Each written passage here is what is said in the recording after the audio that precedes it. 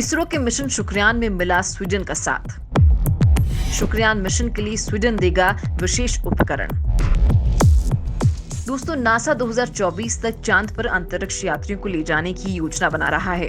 वहीं दूसरी ओर Elon Musk की कंपनी स्पेसएक्स अगले 10 सालों में मंगल ग्रह पर कॉलोनी बनाने की योजना बना रही है। वैसे अंतरिक्ष की खोज करने में भारत का इसरो भी पीछे नहीं है। दोस्तों, इसरो इस समय सूर्य के अध्ययन के लिए यान भेजने से लेकर शुक्र ग्रह पर पैर रखने तक कई मिशन में जुटा है। माना जा रहा है कि आने वाले कुछ सालों में इसरो शुक्र ग्रह पर यान भेज सकता है।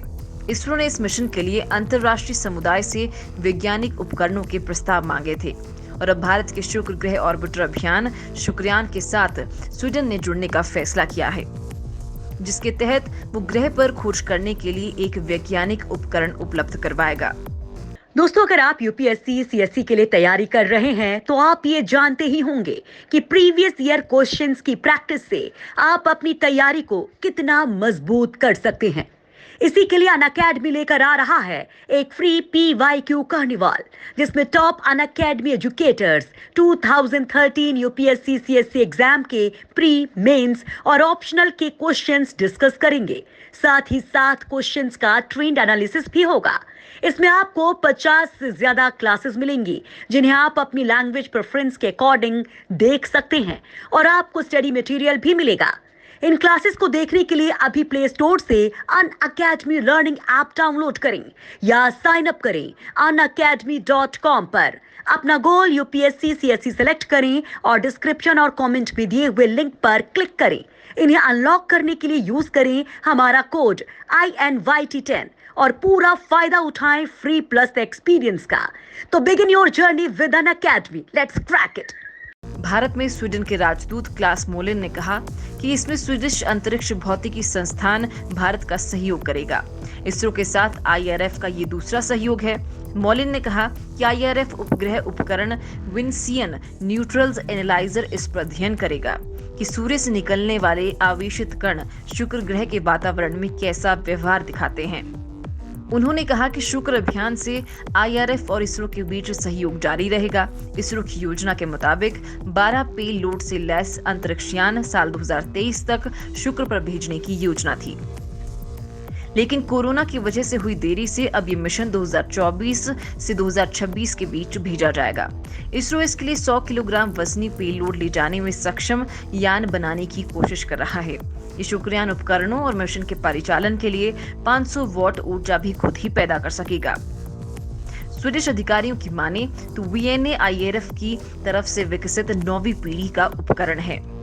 पहली पीढ़ी के उपकरण का नाम सारा था और उसका इस्तेमाल 2008 और 9 के दौरान चंद्रयान 1 अभियान में किया गया था। ये IRF और इसरो के बीच पहली परियोजना थी। मोलिन ने कहा कि अंतरिक्ष के क्षेत्र में भारत के साथ सहयोग का दायरा बहुत बढ़ा है। उन्होंने कहा कि इस दायरे में संस्थानों से लेकर तकनीक के क्षेत्र में काम करने वाली कंपनियां भी शामिल हैं।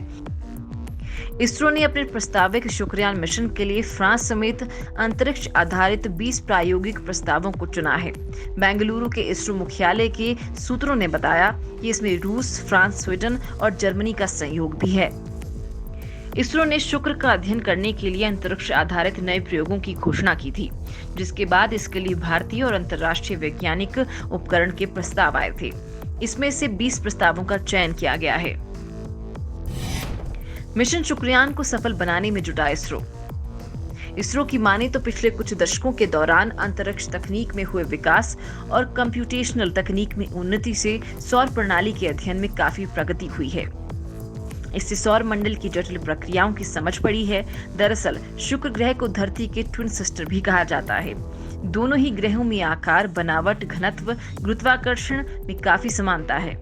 इसरो के मिशन का मकसद सरफेस और सब सरफेस का अध्ययन करना है। इसके साथ ही वातावरण के रासायनिक तथ्यों के अध्ययन के साथ ही सौर रेडिएशन और सौर हवाओं का भी अध्ययन इस मिशन में किया जाएगा। सौर मंडल में सूर्य से दूरी के हिसाब से शुक्र दूसरे स्थान पर है। कई मायनों में ये धरती जैसा माना जाता है। सूर्य का एक चक्कर ये 225 दिनों में ही पूरा कर लेता है। सूर्य से करीब होने के कारण ये काफी गर्म है। अगर इसरो शुक्र पर सफलतापूर्वक मिशन भेजता है तो ये एक और महत्वपूर्ण उपलब्धि होगी। आज तक सिर्फ 4 देश अमेरिका, रूस, जापान और यूरोपियन यूनियन ही शुक्र पर सफलतापूर्वक मिशन भेज पाए हैं। पहली सफलता अमेरिकी अंतरिक्ष एजेंसी नासा को 1962 में मिली थी। शुक्रयान में 100 किलोग्राम का पेलोड हो सकता है। ये शुक्र ग्रह के चारों तरफ अंडाकार चक्कर लगाएगा। शुक्रयान शुक्र ग्रह के चारों तरफ नजदीकी 500 किलोमीटर और दूर 60,000 किलोमीटर की कक्षा में चक्कर लगाएगा। दरअसल हवाई के मौना केआ ऑब्जर्वेटरी और चिली के अटाकामा लॉर्ड्स मिलीमीटर एरी टेलीस्कोप के जरिए किए गए अध्ययन में पता चला है कि वीनस पर सल्फ्यूरिक एसिड से लदे बादलों में सूक्ष्म जीवों की मौजूदगी हो सकती है। दरअसल शुक्र के बादलों में फॉस्फीन होने के पुख्ता सबूत मिले हैं, जो पृथ्वी पर जीवन से जुड़ा एक महत्वपूर्ण तत्व है। फॉस्फीन फास्फोरस और हाइड्रोजन के मिलने से बनता है। इसको ग्रह की सतह से 50 किलोमीटर ऊपर पाया गया है। वैज्ञानिकों की माने तो शुक्र ग्रह के बादलों में फॉस्फीन गैस काफी मात्रा में है। ये शोध जनरल नेचर एस्ट्रोनॉमी में पब्लिश भी हुआ था। इसरो भी मिशन शुक्रयान के जरिए इस ग्रह की जानकारियां जुटाने की योजना पर काम कर रहा है। इसरो इस मिशन के तहत वहां के वातावरण की जानकारियां जुटाएगा। दरअसल इस ग्रह पर मिशन को प्रक्षेपित करने का बेहतरीन अवसर हर 19 महीने में आता है, जब शुक्र ग्रह पृथ्वी के सबसे निकट होता है।